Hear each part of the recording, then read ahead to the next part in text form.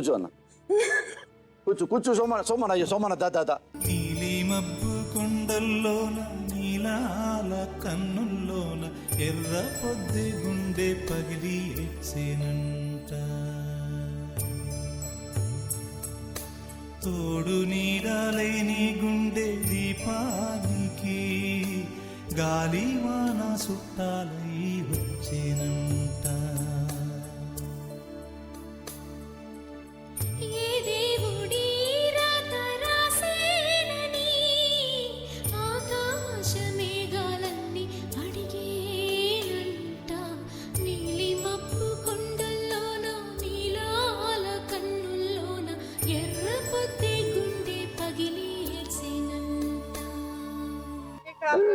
కూర్చుదా నేను మాడతారా నీతో నేను మాడతారా దా కూర్చుదా నేను మాట్లాడతా బాగుండదా నువ్వు రా కూర్చో బాగుండదురా కూర్చోదా కూర్చోదా కూర్చో మెల్ల కూర్చుదా ఇద్దరు ఓ కాలమా ఇది నీ జాలమా ఓ కాలమా ఇది నీ జాలమా మమతలు పెంచి మనసులు విరిచి చెలగాటమాడతావు న్యాయమా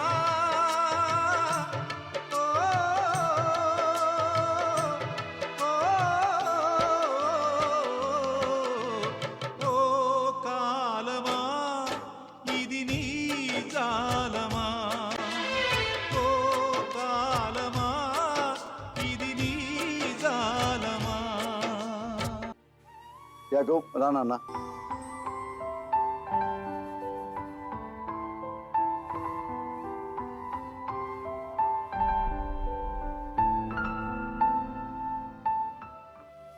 సోమన్న సార్ నువ్వు ఈ మొత్తం నీకు తెలుసు కదా నాకు తెలుసు అందరికీ తెలుసు సార్ రెండు స్పష్టంగా చెప్తా సార్ మీ చెల్లి ఏమంటుందంటే శివుడు ప్రమాణ సాక్షిగా నా తాళి తీసి ఎర్రగొట్టి కింద పడేశాడు అని చెప్పింది.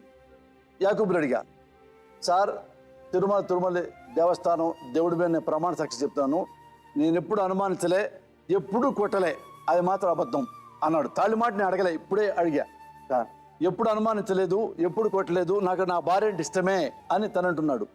తను కూడా ఏముంటుందంటే విడాకులు ఏమంటలే నాకు ఇష్టమే కానీ తెగ అనుమానిస్తాడు తెగ కొడతాడు తాళి కూడా తెప్పి కింద పడేశాడు.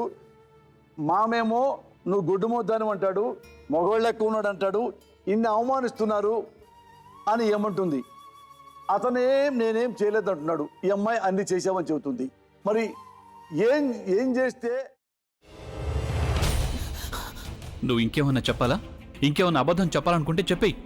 నేను చూడాలనుకుంటున్నాను నన్ను మోసం చేయడానికి నువ్వు ఎంత నీచానికి దిగజారగలవు అని. ఎందుకు ఆలియా ఎందుకు నువ్వు ఇలా చేసావు? నీకు తెలుసు కదా నానమ్మ తర్వాత నీ ఒక్కదానిని కదా నేను పూర్తిగా నమ్మేది. ఏమన్నావు నువ్వు? ఈ మధ్య అన్నిటినీ మర్చిపోతున్నావా? అది చాలు. వాటిలో ఉన్న శక్తి విషయాన్ని గ్రహించి మనకు వివరిస్తాయి.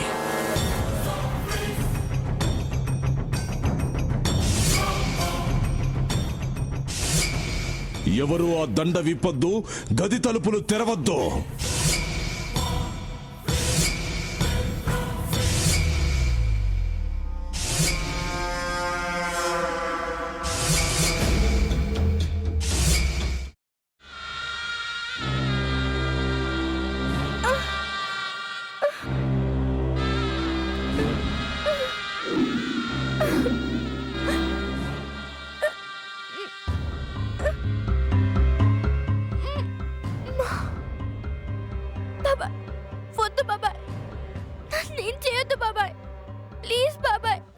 నీకు నిజం తెలిసినప్పుడే నా ఆలోచనలో నువ్వు చచ్చిపోయావు.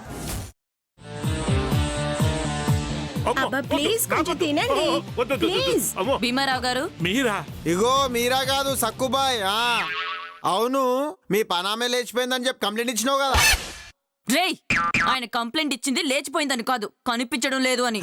అట్లానా? సరే మేడం. ఇడియట్.